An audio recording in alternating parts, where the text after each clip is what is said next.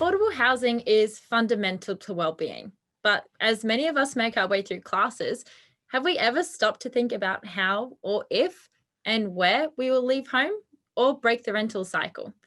I'm Mackenzi Oliver, and this episode for Ready STEM Go, I'm talking about planning the places of tomorrow with Libby Hogarth. How are you, Libby? I'm good, thanks, Mackenzie. How are you going? Very well, thank you for joining us. So, Libby, you currently work with the Walter Consulting Group as an urban planner and have returned to QUT to complete a degree in architecture. You have a passion for creating inclusive and meaningful places with sustainable planning and designing principles, a skill that was recognized professionally when you were a newly graduated Bachelor of Urban and Regional Planning student with first class honours. In 2018, the Planning Institute of Australia presented you with an award for planning excellence for your thesis, and it was an analysis of housing affordability in master planned communities.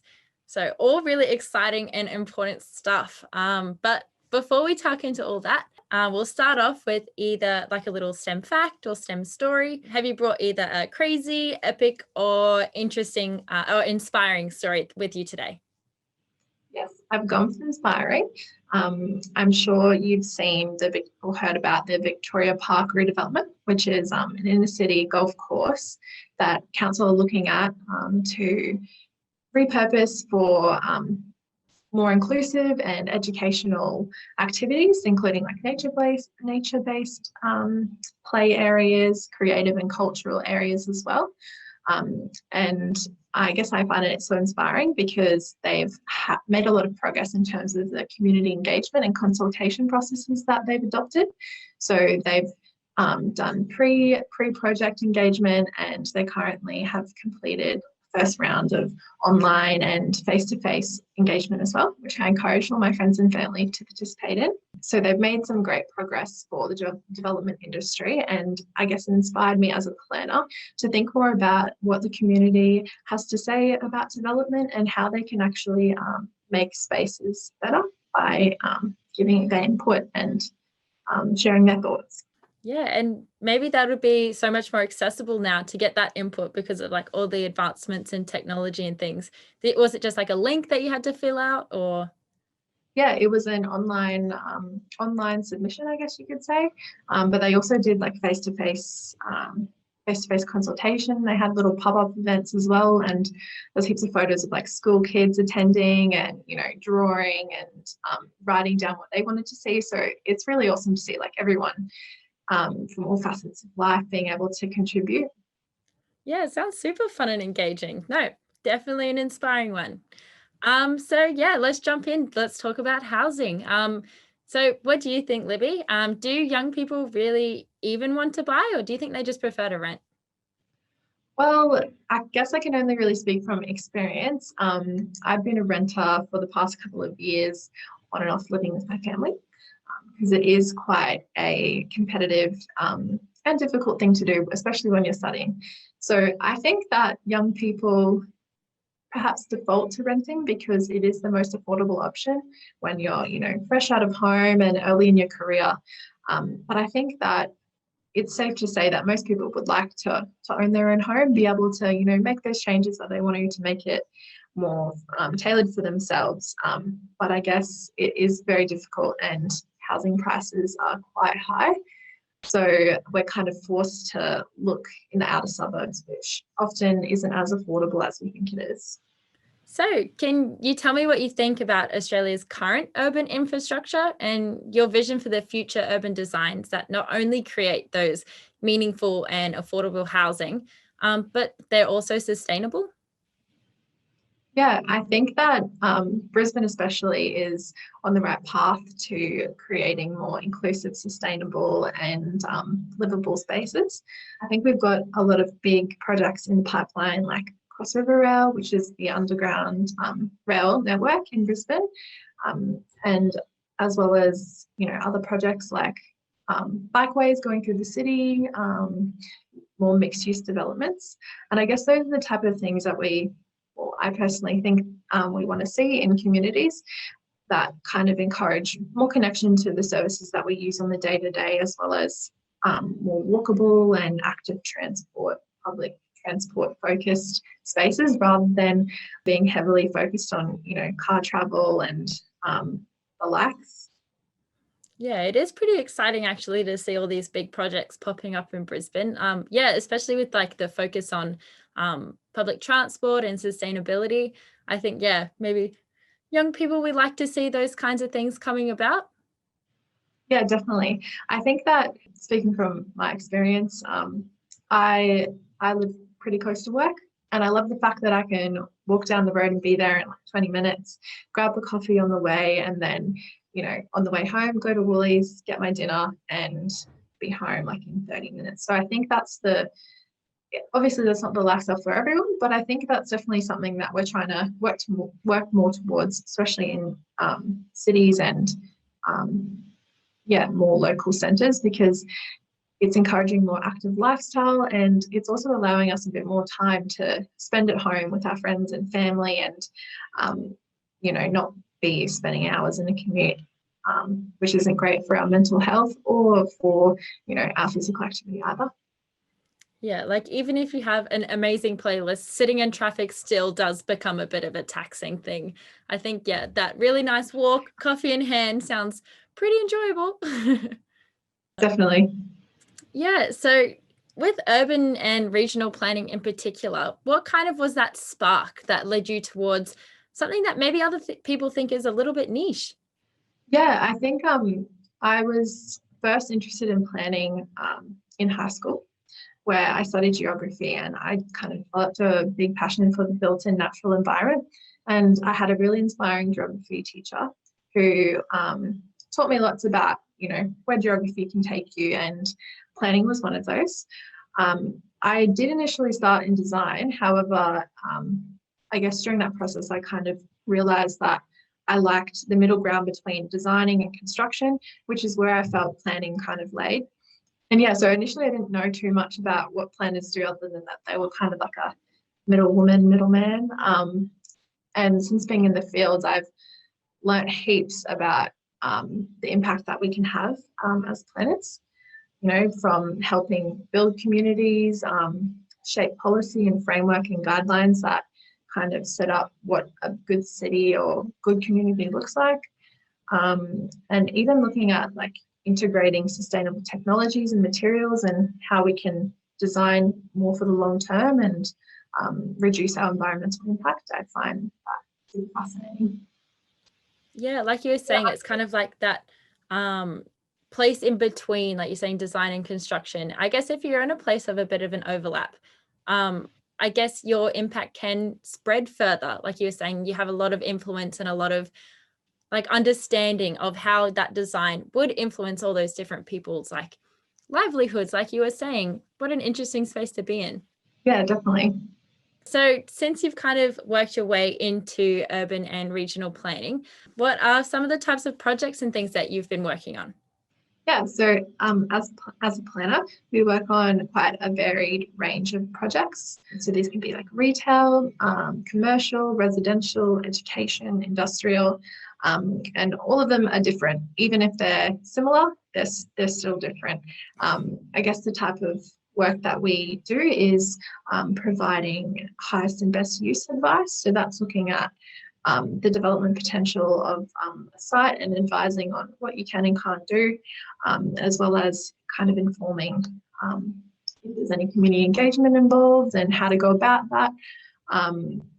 Also looking at like strategic and master planning areas. So that can be looking at a collection of sites and seeing how they can work together, and how you can design a larger area and how that will kind of look and impact the wider community. Most of my job is preparing development applications and liaising with council to get an approval for a development, so that a client can go and construct their house or warehouse or high-rise building, whatever it is. That's how the general process goes. So it sounds like that's a lot of applications across a bunch of different avenues. Is it a pretty big team that you work with? How does it all work? Yeah, so we work in a pretty collaborative environment. We're often talking to council, our client, as well as other consultants like engineers, architects, ecologists, and also not all the time, but we often try and ensure that the community are appropriately engaged. So that's, hearing what they have to say about the developments and responding accordingly to their thoughts and any concerns they might have. No, that's awesome to hear that, yeah, people are being engaged more. We mentioned earlier as well that you're starting back with your studies, so degree in architecture. What pushed you towards, going back to uni? Yeah, so 2020 was a pretty crazy year. Definitely. And it kind of tipped my industry upside down as well as my work at the time. So I decided, I was just thinking about what I wanted to do and where my future was kind of heading, and I decided to go back to uni and continue on with my architecture degree, which I originally started when I first enrolled in uni.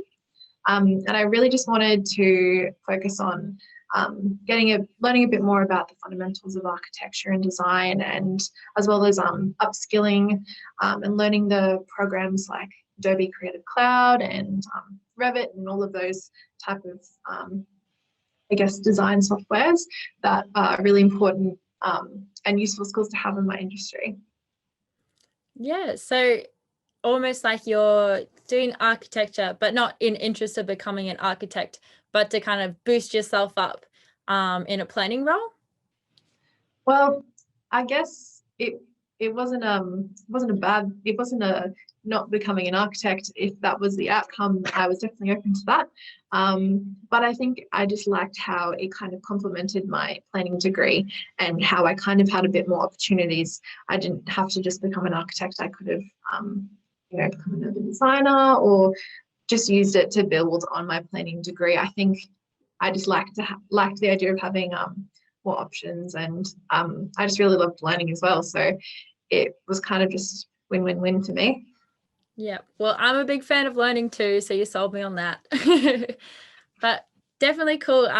Do you think it's changed a little bit since you were last studying? It wasn't too long ago, but I guess you said architecture was when you started your degree initially. Do you think it's taken shape a little differently now that you've gone back? I think that it was different in the sense that I had matured a bit more and probably was more interested in the content. I feel like when I first started, I might not have been entirely ready.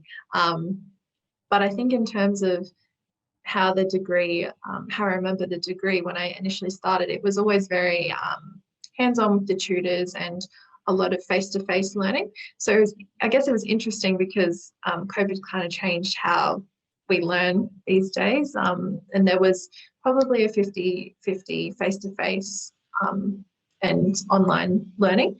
I guess I found the online learning great because I could be at home and doing a couple of things at once, which always seems to happen. But it was also really good to be able to get that face-to-face contact again and be able to, just draw with your tutor and bounce ideas off a bit quicker. So I think it was fairly similar to what I remember, but obviously just with a bit of a twist. How do you find, especially the virtual aspect of your degree now? Well, like especially you'll be juggling that with your position at Walter Consulting. Does that make it easier for you? I think it does. I think online study is a great tool, and it was something that was available when I first started studying, mostly for lectures though. And I think having tutorials online now is even cooler.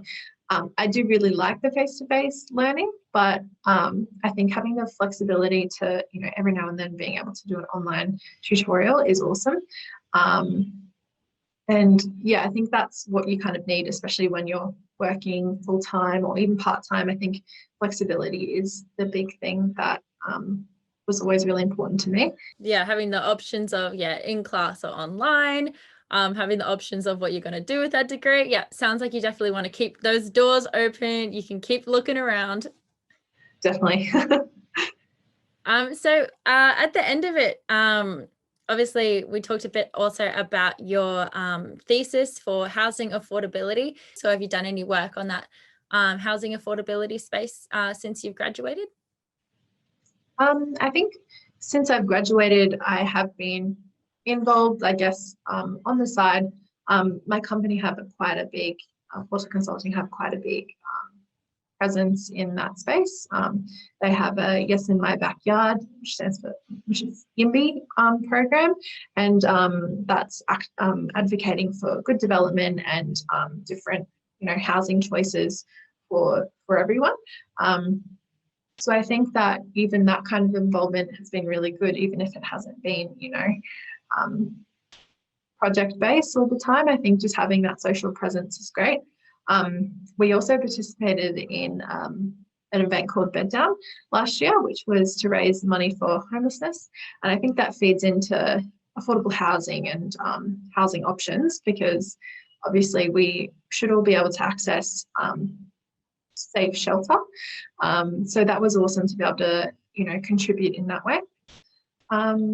But I think in terms of research and stuff like that, that's definitely something I'm still passionate about, and I'm definitely keen to keep my foot in the door in that space and continue to learn and be involved in that conversation. And it's just exciting to see that we do have people who are passionate and excited and keen to get involved, because like you said, it is really vital and exciting to hear that that is progressing in that space as well.